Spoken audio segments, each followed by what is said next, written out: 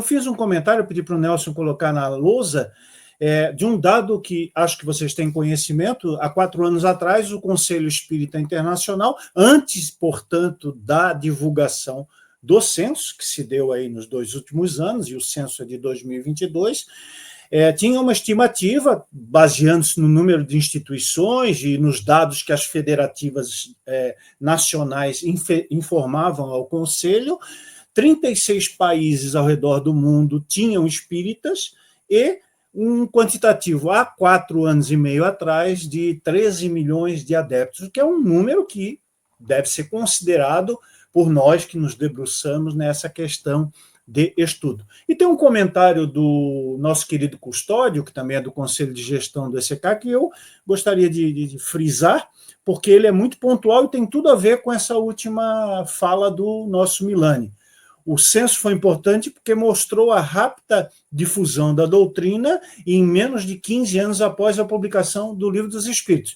O que o Custódio chama de censo é um levantamento paracensitário feito por Kardec, como Milani bem frisou, baseando-se nas informações que ele tinha, nas correspondências que ele recebia das pessoas, e não são apenas aquelas correspondências que vieram a lume dentro da Revista Espírita, eram correspondências de amigos espíritas. Então, o presidente, o dirigente, não sei se posso chamar de presidente, porque presidencialismo é uma coisa muito brasileira, né, Milani? Mas, digamos assim, o dirigente principal de uma instituição na Suíça, na Alemanha, na Inglaterra, na Espanha, em Portugal, enfim, na Europa toda, em alguns países fora da Europa, informava: olha, estamos reunindo aqui semanalmente ou mensalmente 200 pessoas, 1.000 pessoas, 500 pessoas, 3.000 pessoas, e isso foi, de certa forma, alimentando o banco de dados de Allan Kardec para que se chegasse nessas informações que estão, então, no artigo que eu recomendo a leitura.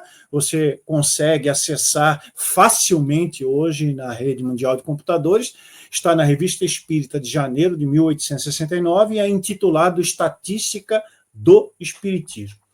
Então, esse foi o pontapé inicial a respeito da ideia de que, para os nossos convidados, o Damasio e o Milani, representou aí o fenômeno censitário, e vocês viram, né, as lentes diversas que ambos utilizaram para qualificar o fenômeno, para estudar o fenômeno e para que nós, espíritas, entendamos um pouco melhor, sem paixões exacerbadas, né? Sem a ira que costuma assumir a nossa personalidade, porque a notícia não nos agrada, né? Nós queremos, enquanto espíritas apaixonados, e quando eu falo nós, não estou falando de nós 3 aqui, estou falando do espírita comum, de senso médio, queria que, de repente, o Brasil hoje fosse o maior quantitativo de espíritas e que o número de espíritas estivesse próximo ao de evangélicos, né? Ou até mesmo de católicos, que são ainda a maioria no país. Mas a realidade não é essa, a não ser que se faça uma amplitude da análise, ou se o próprio critério do censo, né, Damásio, possa ser de alguma forma alterada. Nós temos aqui em Florianópolis uma amiga nossa, minha e da minha esposa Júlia, que é funcionária de carreira do IBGE, né, e nós de vez em quando conversamos com ela sobre o censo, e lá atrás, quando saiu o resultado, eu cheguei a conversar com ela, agora não consegui, infelizmente, para essa live, mas para a próxima, para a segunda edição dessa, que vai ter, viu, Damásio, viu, Milani? Vamos fazer uma segunda edição desse tema, porque o número de questões vai ser rapidinho esgotado aqui, vão ficar muitas a ver. Então, ela me disse que o censo se baseia em alguns critérios, estudos aí, de estatística, estudos de ciências sociais aplicadas. E eu sugeri para ela: olha, Fernanda, de uma próxima vez, vê se tu consegue conversar com o pessoal lá do andar de cima, do cume da pirâmide, para dizer assim, ampliar essas perguntas no sentido de que alguém que não encare o espiritismo, por exemplo, como religião, possa responder como filosofia, porque a parte da religião e da filosofia estão muito próximas nesse nosso grande tecido social e nesse nosso brainstorming aqui de ideias culturais do Brasil. Então, eu, por exemplo, não sei o caso de vocês, e vou deixar até vocês responderem em seguida, no meu caso, eu não sou religioso, eu não tenho religião.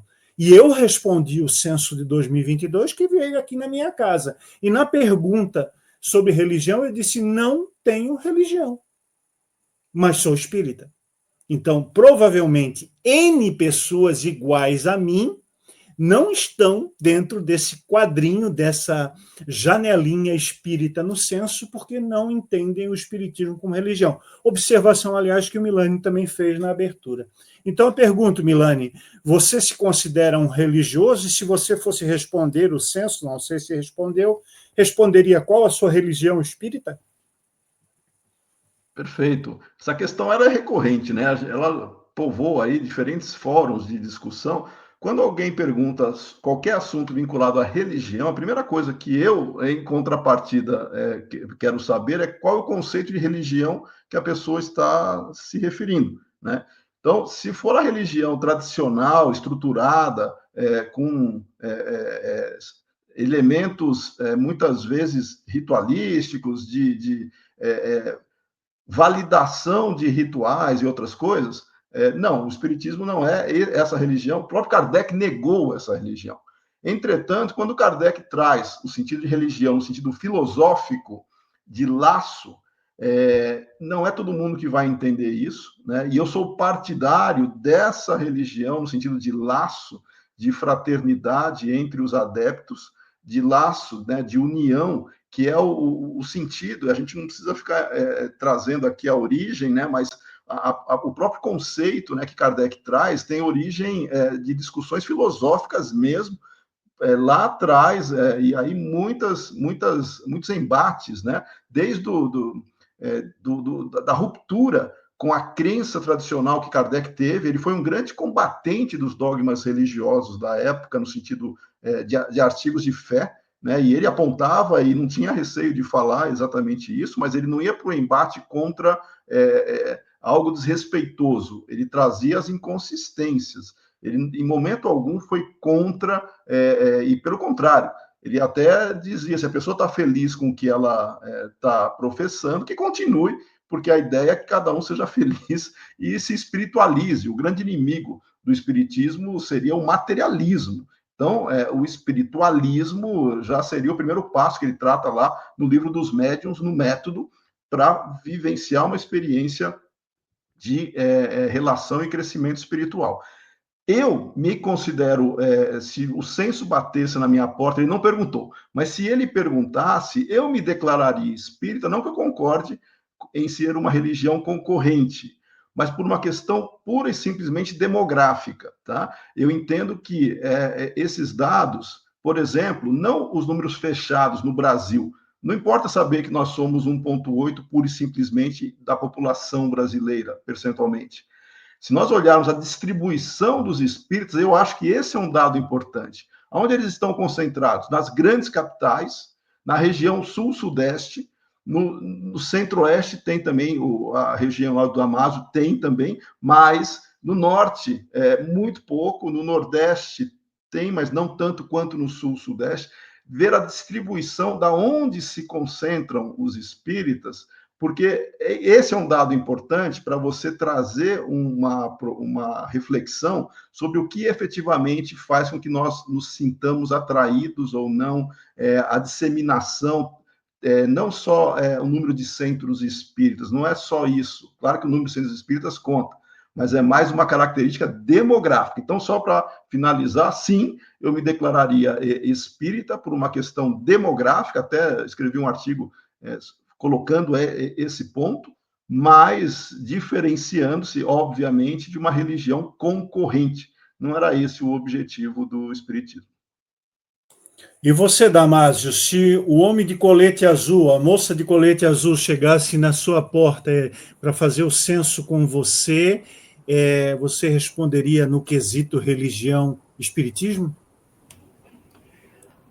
Sim, eu responderia que minha religião é espírita. Eu acho que essa discussão do conceito de religião, vou colocar 3 opiniões assim breves sobre isso. Uma delas é mais tranquila e as outras 2 um pouco, talvez, mais impopulares. Mas aí eu acho que vocês gostam disso, né? Não é secar assim, a gente trazer e polemizar algumas coisas. A primeira delas, assim, é que no campo de estudos, assim, acho que da sociologia e também dos estudos de ciência da religião, que eu me aproprio também, né? Participo ali com de grupos de estudo e de pesquisa, a discussão sobre o espiritismo ser religião é superada porque a gente está numa sociedade em que o espiritismo faz é considerado religião.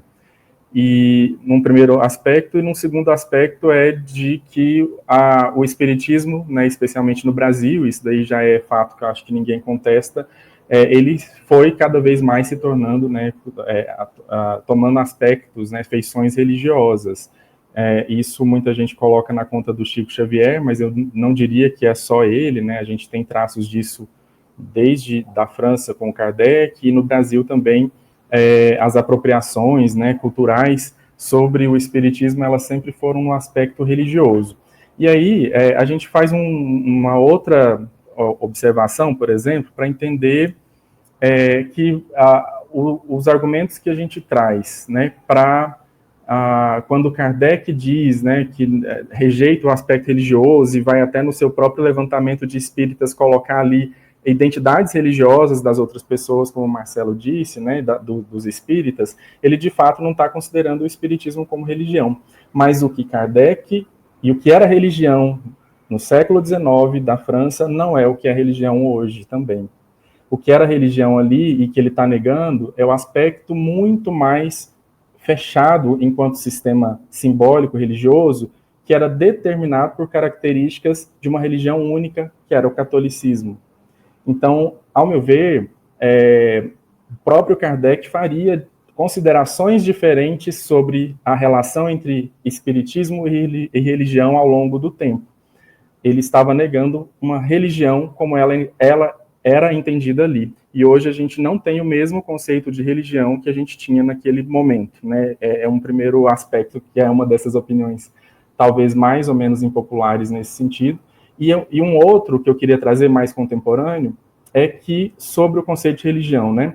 Isso, se a gente pensa isso, né, sobre responder isso ou não, se espiritismo é religião, se espiritismo é filosofia, se é ciência, se é, enfim, um laço identitário, imagina como é que foi para os indígenas responderem que a religião deles era tradições indígenas, né? Que era essa a opção ali no censo, não que eles tinham que marcar, né? Porque a pergunta do censo é aberta e o entrevistador, ele codifica a resposta, né? Então, por exemplo, se o Marcelo respondeu do modo como ele disse aqui, não, eu sou sem religião, apesar de ser espírita, se ele tiver mencionado a palavra espírita, espiritismo, espiritualismo, qualquer coisa nesse sentido, ele provavelmente, mesmo que ele falou, eu sou sem religião, ele pode ter sido codificado, né, como espírita, porque é a codificação do entrevistador ali a partir da resposta aberta, né, não é uma marcação ali.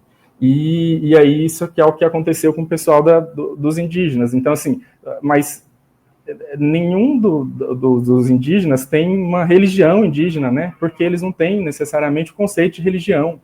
Só que, para o censo, para os estudos sociais ocidentais, a religião engloba práticas espiritualistas, engloba práticas do espiritismo, assim como engloba tradições indígenas, que nem de perto, né, poderia ser considerado religião pelos próprios adeptos dessas tradições. Então, assim, só para complexificar ainda mais, né, essa questão de quando a gente vai tentar fechar isso, né, nossa, espiritismo pode ou não pode estar ali na religião? Bom, a partir do critério, né, que a gente tem do entendimento de religião, não há dúvida, né, de que é uma questão superada. O espiritismo é religião, atualmente, no sentido né, que a gente tem, não só de senso comum, mas no sentido clássico, né, no sentido dos estudos sociais, enfim.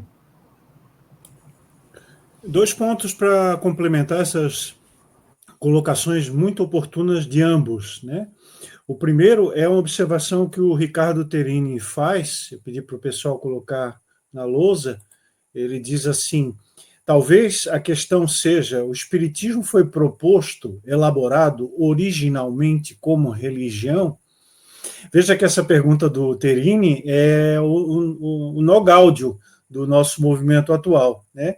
É o calcanhar de Aquiles das nossas discussões, né? Há pessoas que enxergam que Kardec teria proposto uma espécie de religião, essa religião baseada no laço, que foi tratada pelo Milani e complementada pelo nosso querido Damásio, e, de certa forma, nós dissemos isso com frequência aqui no ECK, Kardec dá uma guinada depois de fazer o belíssimo Livro dos Espíritos, o importantíssimo O que é o Espiritismo, considerado por ele o primeiro livro que todo espírita deveria ler.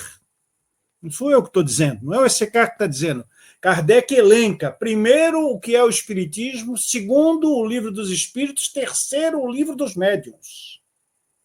Para que a pessoa tenha a sua formação, seu embasamento enquanto profitente, enquanto entusiasta, enquanto crente, se podemos dizer assim, enquanto adeso filosoficamente à ideia da doutrina dos espíritos ou da filosofia espírita. E aí ele dá uma guinada em 1864 em diante e publica a Imitação do Evangelho segundo o Espiritismo, publica O Céu e o Inferno e publica a Gênese, ou seja, ele sai daquela ideia generalizante de não ser uma religião e entra de cabeça na questão de uma religião diferente. Né? Então, Terini, é um ponto controverso, e nós aqui podemos ficar dias nessa live e não vamos chegar a um consenso. Né? Você viu há pouco, eu respondo, e eu sou espírita há 40 e poucos anos, 44, quase 45, né? E eu digo, não sou religioso, não tenho o espiritismo como religião. Meus dois companheiros, ao que eu estimo muito e respeitosamente entendo a convicção deles, responderiam que é uma religião. Então, só para ficar aqui nesse triunvirato, nós já temos posições 2-1 para eles, mas mesmo os dois votos deles têm nuances que os diferenciam.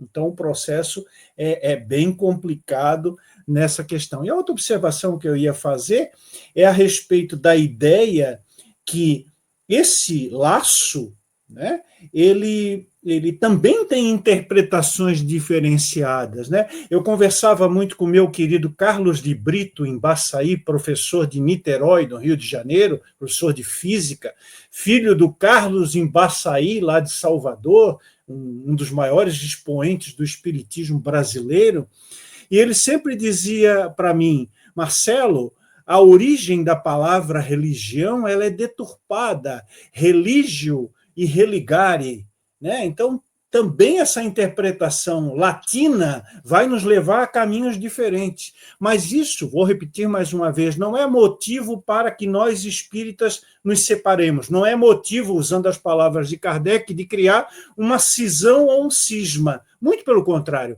Essa ideia diferente, vou lembrar mais uma vez, tanto o Damásio quanto o Milani falaram de que o próprio Kardec estabeleceu como premissa que o indivíduo pudesse continuar na sua religião de origem e se tornar espírita, porque as coisas não seriam conflitantes. E hoje eu me pego pensando nisso, sabe, amigos? E eu me pergunto assim, bom, então vamos imaginar que, como eu fui católico, então eu sei muito bem toda a teologia, toda a ideologia da igreja. Eu, como católico, acreditava na virgindade de Maria. Eu, como católico, acreditava que Adão e Eva tinham sido os primeiros homens da Terra, não figurativamente, mas em espírito e verdade, em matéria. Né? E eu acreditava na crucificação e na ressurreição de Cristo, que Cristo subiu, ascendeu aos céus, levando o seu corpo físico. Daí aquela história lá na Gênesis, né, Milani, que já nos criou vários problemas, várias pulgas atrás da orelha, porque a edição normal da Gênesis, a edição verdadeira da Gênesis, trabalha os pontos que Kardec elenca como hipótese sobre o desaparecimento do corpo de Jesus após a sua morte. E aquele pessoal mão leve, aquele pessoal que mexe no que não devia, na Gênese definitiva, tira um dos itens desse capítulo e compromete toda a construção filosófica de Kardec a respeito das hipóteses para o desaparecimento do corpo de Jesus. Então, quando eu me torno espírita, o que eu faço com essa crença de virgindade de Maria, de Jesus agênere, de crucificação e ressurreição, de Adão e Eva? eu afasto da minha lógica racional. Então, perguntaríamos ao barbudinho francês, aquele rapaz que nos trouxe o espiritismo, como é que poderia um católico se tornar espírita e continuar sendo católico? Ideologicamente é uma confusão, uma salada de frutas dentro da cabeça, né?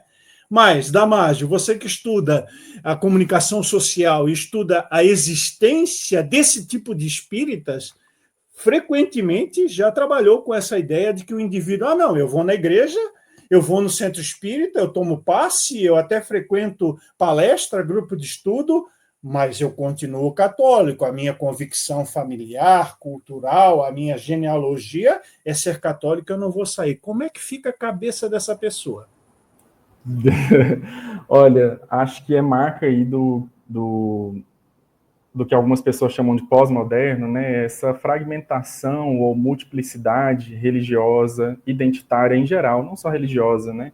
Essa possibilidade mesmo de liberdade, né, que um sujeito tem para se identificar ora com uma coisa, ora com outra, ou se identificar multiplamente, ou não se identificar com nada e conseguir visitar e frequentar e, né, enfim, gostar de várias coisas. Conheço, não só por pesquisa, mas por relações pessoais, muita gente que gosta, sei lá, dos orixás e gosta, né, do espiritismo e gosta das coisas holísticas do Oriente, né, assim, de religiões orientais e tudo mais.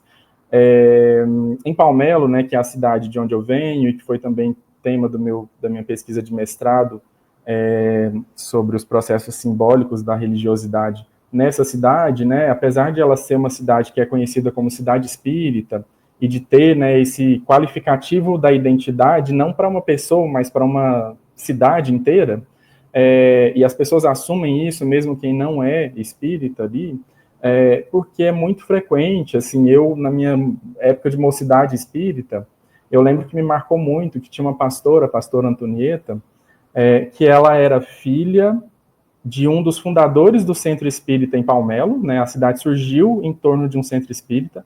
Ela era filha deste, que era um dos fundadores do Centro Espírita lá. Ela se converteu para o evangelismo. Ela se tornou pastora. Ela é pastora hoje, né? Ela está lá em Palmelo.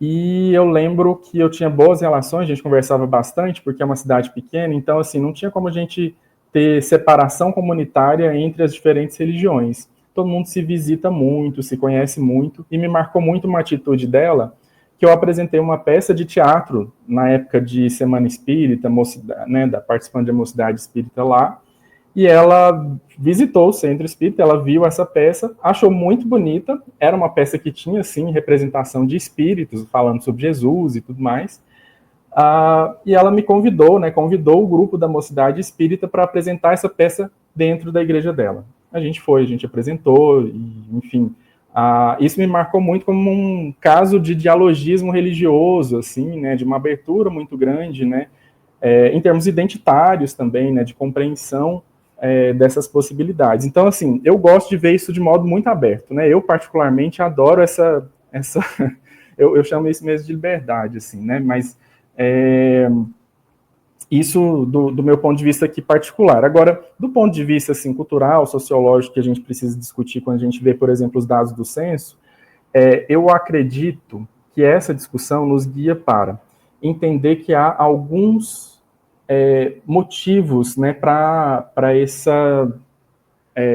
um espírita, para alguém se dizer ou não espírita hoje, né? E aí tem alguns casos, alguns desses motivos que eles são já clássicos, não sei se superados, mas que eles já acompanham o espiritismo desde que a gente começa a ter pesquisa do censo, por exemplo, que é a questão da dupla pertença, né, que está lá, né, com Kardec lá falando, né, de católicos que eram espíritas, mas está aqui também sempre, né, então acho que sempre tem um percentual grande de pessoas que se declaram de outras religiões, apesar de poderem ser também, né, se declarar como espíritas. Se o censo permitisse uma dupla declaração, por exemplo, eu acho que já seria um avanço nesse sentido, sabe? Se a pessoa pudesse marcar e colocar lá assim, não, eu vou na missa domingo, mas só que durante a semana eu vou 2 vezes no centro espírita. Então você tem uma dupla pertença e você vai nessas 2 aqui. Acho que já seria um avanço quantitativo para a gente entender esse aspecto histórico, por exemplo. Já é um problema antigo, né, de coisas que a gente reclama. Outro problema antigo é a questão que eu chamaria, né, de atualização do imaginário do espiritismo, que é uma coisa que eu pesquiso bastante também.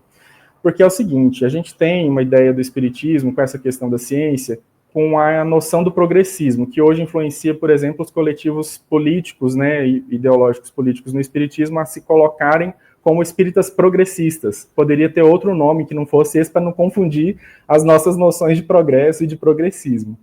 Mas esse imaginário, ele é muito calcado no século XIX.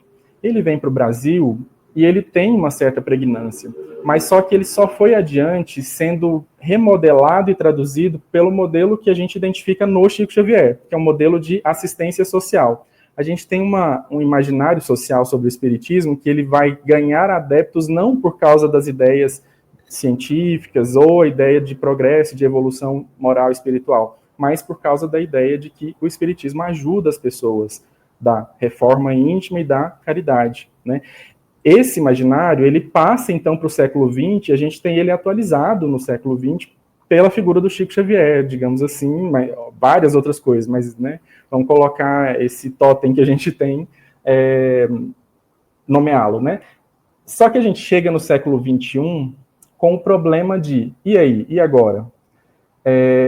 Se nem o imaginário progressista do século XIX é pregnante, e nem mais o imaginário de assistência social, porque agora a gente tem políticas sociais que cumprem essa função, e elas devem cumprir essa função, a gente não deve brigar para, né, tentar retomar, não, a gente não quer que ganhe Bolsa Família porque a gente quer dar cesta básica, isso não faz sentido, né? Então, a gente não tem esses 2 pilares pregnantes na sociedade hoje. Então, isso falando em número de adeptos, não estou falando que está errado, né, que alguém busque, né, a identidade espírita no progressismo ou na assistência social. Mas só que essas 2 coisas, hoje, na sociedade, em termos de adeptos do espiritismo, não é algo que chama mais espíritas, digamos assim, na minha leitura, na minha percepção.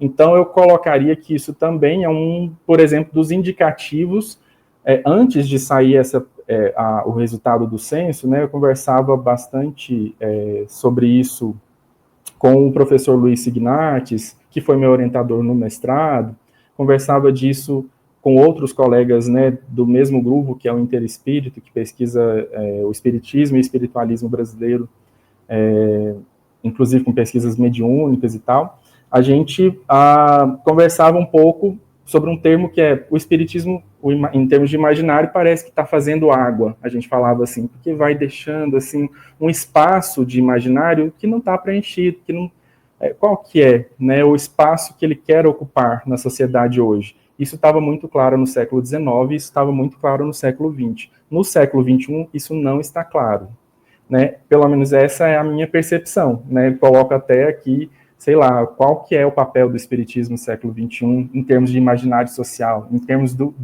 porquê ele é reconhecido como uma identidade religiosa importante na sociedade hoje, né? Eu jogo essa questão aqui para o público dessa live que né, interessado nesse assunto. Eu acho que é um desafio que a gente tem, uma resposta que eu não tenho, né?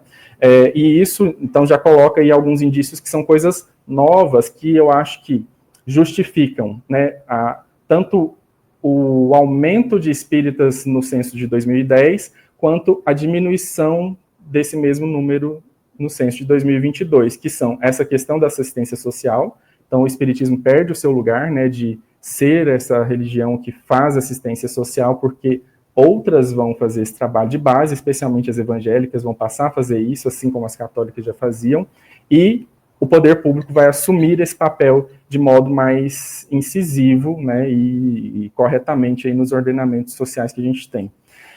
Então, assistência social é um ponto. Outro ponto que eu acho que é muito relevante da gente discutir nesse sentido, né, dos imaginários aí, é a popularidade do espiritismo na mídia, na sociedade em geral, né, nos veículos de comunicação, nas redes sociais. A gente tem aí um elevado número, né, de produções, inclusive intelectuais, sobre espiritismo acontecendo, né, na internet. Então, isso é um ganho, mas em termos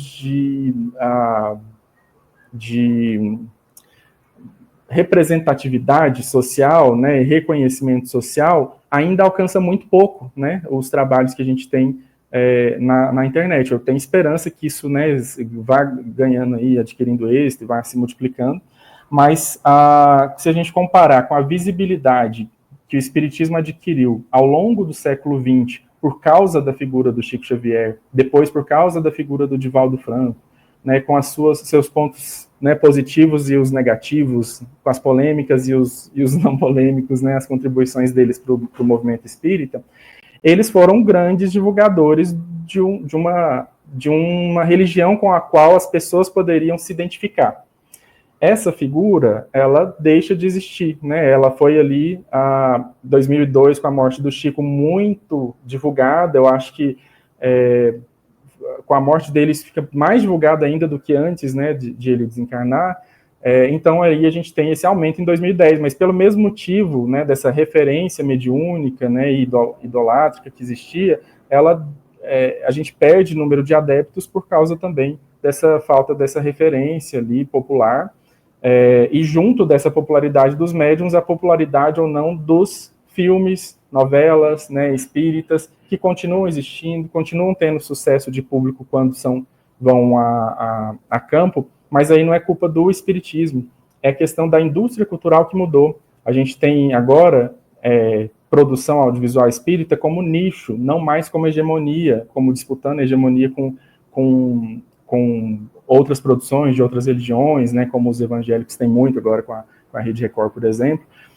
A gente tem uma mudança estrutural, né, nos meios de comunicação que colocou isso em outro lugar, né? Então a gente não tem esse espaço da disputa mais, a gente está ocupando um outro lugar na construção ali de um imaginário sobre uma religião com a qual as pessoas possam se identificar. É sobre isso que eu estou falando, né? Então a gente perde espaço por causa da questão da assistência social, por causa da perda de uma identidade icônica mediúnica, por causa do espaço que era ocupado pelas novelas e filmes espíritas, e a gente acaba ganhando um espaço no imaginário popular que é negativo, que é aquele que também vocês já apontaram em artigos de vocês que eu li, que é a popularidade que médiums que cometeram crimes no exercício de sua mediunidade, né, ou não, cometeram crime, né, mas assim, às vezes no exercício da mediunidade, às vezes não nesse exercício. O caso icônico é o João de Deus, mas a gente sabe de muitos outros que na esteira dele foram tendo aí casos desvelados, e isso pesa negativamente. A gente deixa de ter figuras admiradas mediunicamente na sociedade e ganha figuras totalmente não quistas, totalmente problemáticas nesse mesmo espaço de disputa do imaginário. Então, esses fatores, e eu estou falando disso porque a gente está falando de uma identificação em um senso. A identificação em uma pesquisa, ela não acontece necessariamente por causa do sentido profundo da religiosidade ou não da pessoa. Ela acontece por causa da conveniência disso socialmente também. Ela acontece por causa do quanto as pessoas conhecem e reconhecem uma religiosidade. Por mais que a pessoa possa, eu garanto, assim, tem perfis de pessoas que podem nem ter outra religião, elas são espíritas, elas vão, né, assim, a gente poderia identificar que a mentalidade delas é espírita, mas só que por causa de questões sociais, da sociedade em que ela vive, ela pode não se identificar como espírita. Isso já aconteceu por vergonha, por medo de preconceito. Hoje não acontece mais por vergonha, medo e preconceito, mas acontece por autocensura no sentido disso. Nossa, mas o espiritismo é essa religião que tem esses médiuns que podem ser problemáticos, né? Enfim. Já estou aqui falando, já queria colocar esses pontos e estava aqui, meu Deus, não quero que a live acabe, eu quero falar desses aspectos que me tocam muito, né, porque eles já me tocavam sem os dados do censo, né, já são coisas que eu venho tentando sondar em diversas pesquisas, e aí com os dados do censo isso se joga um pouco mais na tela, assim, então eu queria trazer para cá, não perder essa oportunidade.